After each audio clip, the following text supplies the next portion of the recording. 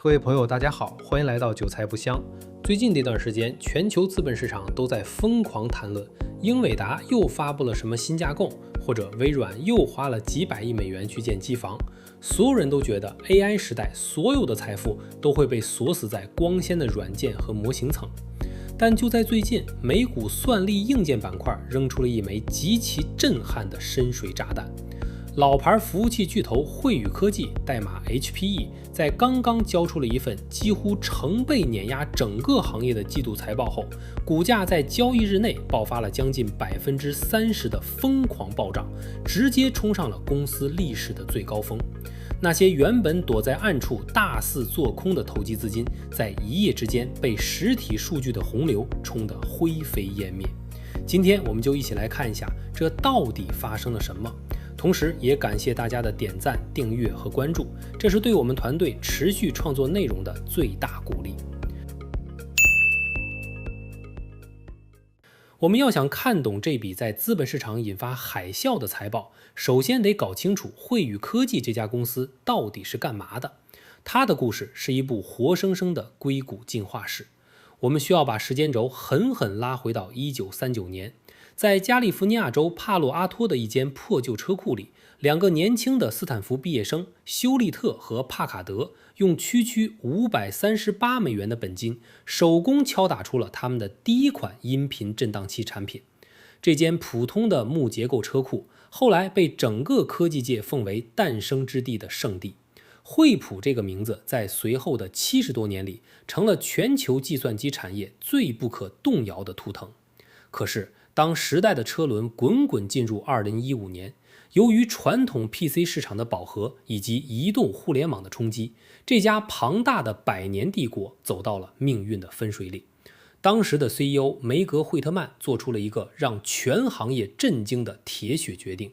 他认为惠普太臃肿了，传统的个人电脑和打印机业务正在变成沉重的资产包袱，拉低了整体的估值。而企业级的数据中心、高性能服务器和网络设备才代表着未来。于是，这艘万吨巨轮被当场一分为二，卖个人电脑的部门留在了老惠普，代码 HPQ， 而代表着硬核科技的企业级业务独立成了今天的汇宇科技，代码 HPE。独立之后的日子过得极其窝囊，在过去的10年里，华尔街的资本对这种重资产、低利润的硬件组装和服务器搬运生意充满了傲慢与偏见。在软件定义世界、云服务大杀四方的零利率时代，各大机构甚至懒得在调研报告里提起汇宇科技的名字。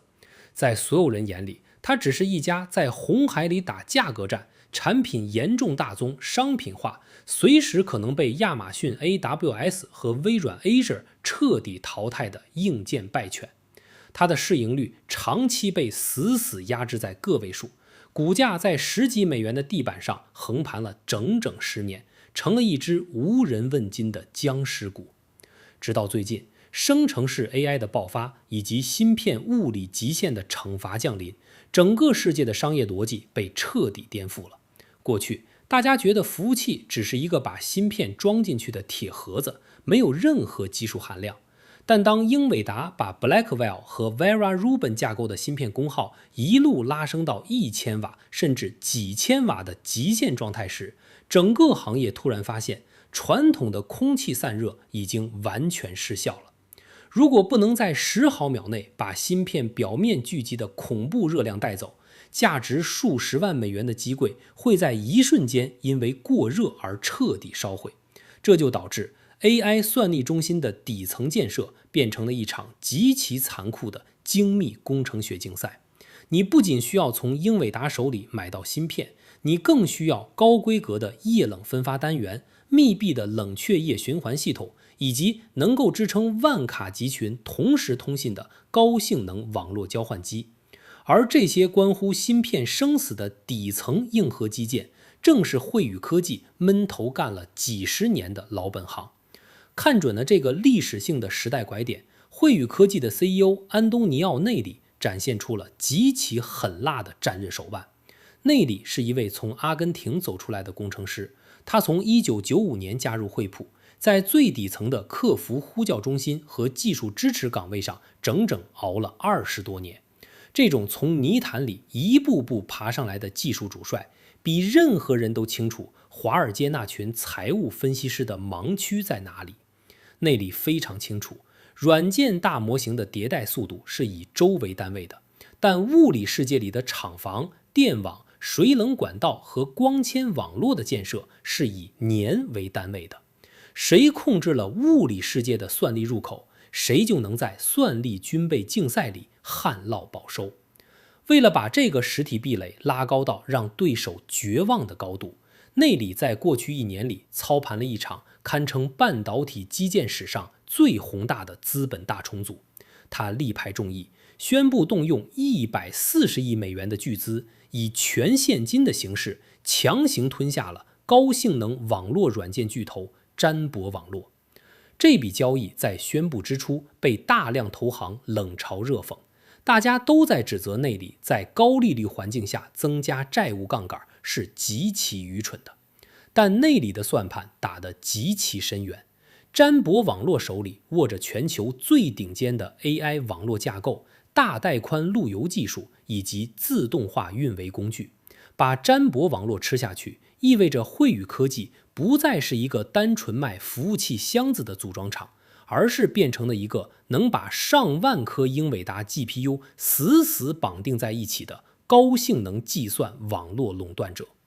同时，为了给这笔100亿级的吞噬行动提供充足的财务安全垫，内里在5月28日果断执行了历史性的割肉套现，将手里持有的新华三 19% 的股份全部清仓出售给紫光股份，一举拿回了 13.57 亿美元的纯现金。手上攥着海量的现金流，上游把詹博网络的高利润网络核心拼齐，下游把积攒了5年的液冷工厂产能开满。惠宇科技在所有人都在疯狂炒作软件概念的时候，默默在实体世界里筑起了一座钢铁铸造的算力税收闸门。这份精密的硬核底牌在刚刚交出的2026财年第2季度财报里，变成了一发直接把空头仓位彻底打穿的超级火箭。惠宇科技在单季度内录得的营收达到了107亿美元，同比大幅度狂飙了 40%， 直接超出了华尔街分析师此前给出的最乐观预期近10亿美元。更让整个交易大厅感到失去控制的是它的盈利爆发力。在非通用会计准则口径下，公司的净利润达到了惊人的 1.4 亿美元，单季度每股收益来到了 0.79 美元，相比华尔街此前的普遍预期值 0.53 美元，整整超出了 49%。由于高毛利的高性能网络产品和自研液冷 AI 服务器在这一季度的交货中占据了绝对的主导地位。惠宇科技的整体毛利率在单季度内被暴力拉升到了 36.9%， 同比暴涨了750个基点。这对于一家年营收几百亿美元、过去被视为低毛利大宗商品的硬件巨头来说，简直就是不可思议的财务神话。伴随着 Catalyst 成本优化项目的超前兑现，惠宇科技在这一季度产生的自由现金流达到了 9.15 亿美元，同比去年实现了近18亿美元的史诗级逆转。在随后的财报电话会议上， CEO 安东尼奥内里和 CFO 玛丽迈尔斯披露的订单细节，彻底揭开了这轮暴涨背后由智能体 AI 带来的算力结构性突变。迈尔斯在面对分析师连珠炮般的提问时，明确指出，目前的 AI 行业正在经历一场从基础模型训练向大规模端侧推理和智能体 AI 的范式转换。这群新一代的智能体应用在运行过程中需要进行多轮深度推理、连续的数据检索和跨设备协同。这种应用层面的全面爆发，对底层网络通信、数据吞吐的速度以及服务器的稳定性提出了比传统训练任务还要沉重数倍的苛刻要求。这种企业级基础设施的现代化改造洪流，直接让惠宇科技的订单部走向了失控的抛物线。内里在电话会上透露，汇宇科技在单季度内的核心 AI 系统新增订单额高达18亿美元。而更让全行业感到绝望的数据是，公司目前的总积压订单额已经死死堆到了59亿美元的历史最高点。不仅如此，连原本被市场认为已经进入衰退期的传统计算服务器，其订单量在这个季度也实现了超过100%的翻倍式复苏。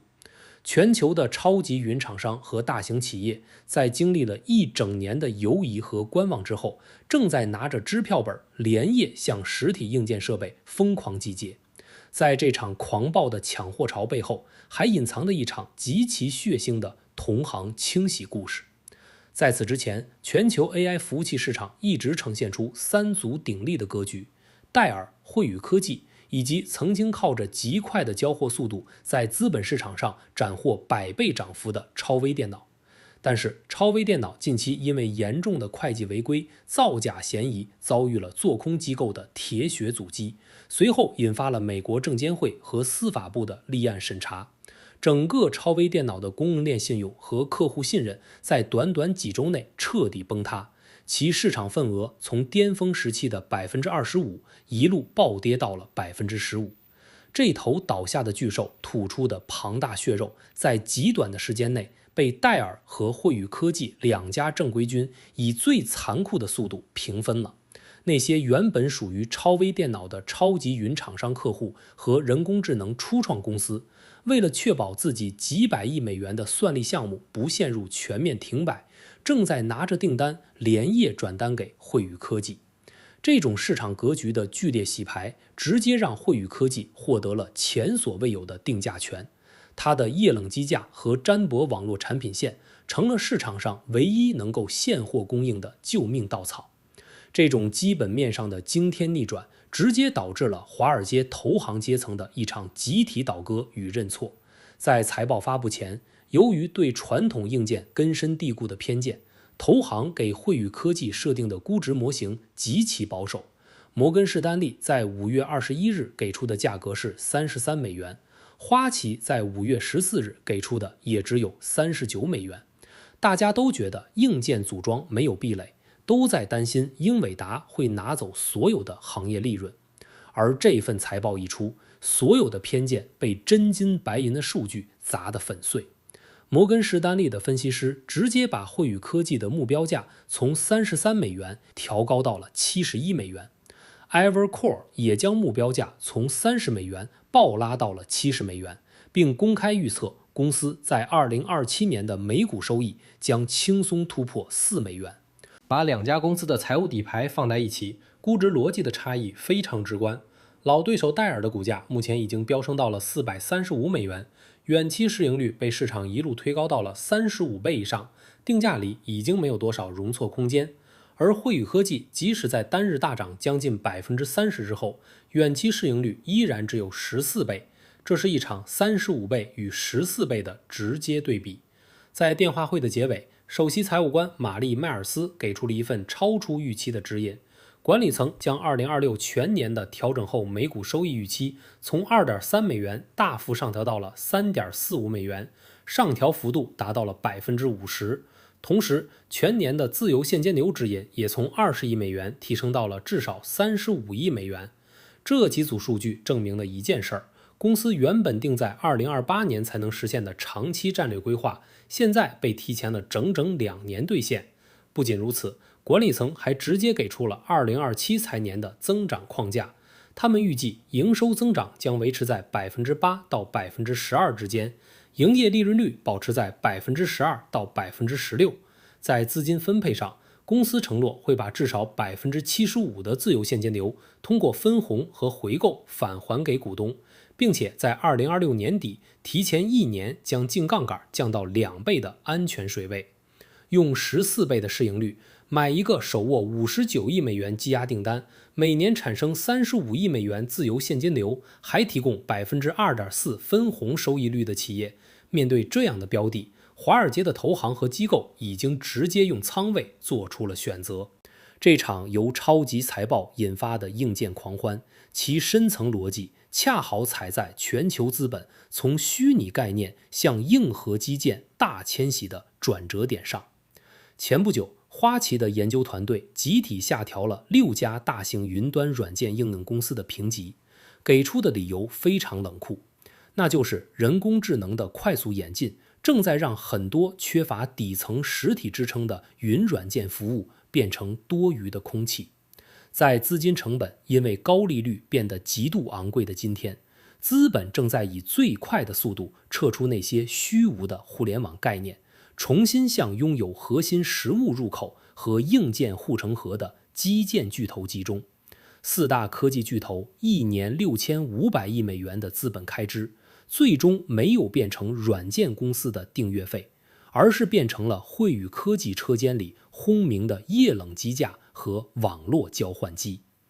不管未来的大模型是谁家赢，不管智能体软件怎么打架，只要你在这个地球上运行 AI， 你就必须给这群造硬件的机器老炮按时交纳算力税。这给所有在财经讨论区里每天盯着概念股追涨杀跌的散户投资者带来了一个极其清醒的自救信号：不要去盲目崇拜那些市盈率上百倍的虚无概念，学会在估值的地板上寻找那些踩在不可逆的时代潮流上，手里有真实订单积压，有铁血现金流支撑，并且能够靠着行业清洗把竞争对手的尸体直接变成自己利润的实体复利机器。在风暴来临的时候，只有能摸得着的钢筋、机架和源源不断的现金，才是你账户唯一的免死金牌。感谢大家观看，做这类深度内容不易，你的订阅、点赞和转发就是对我们最大的支持。我是韭菜不香，我们下期再见。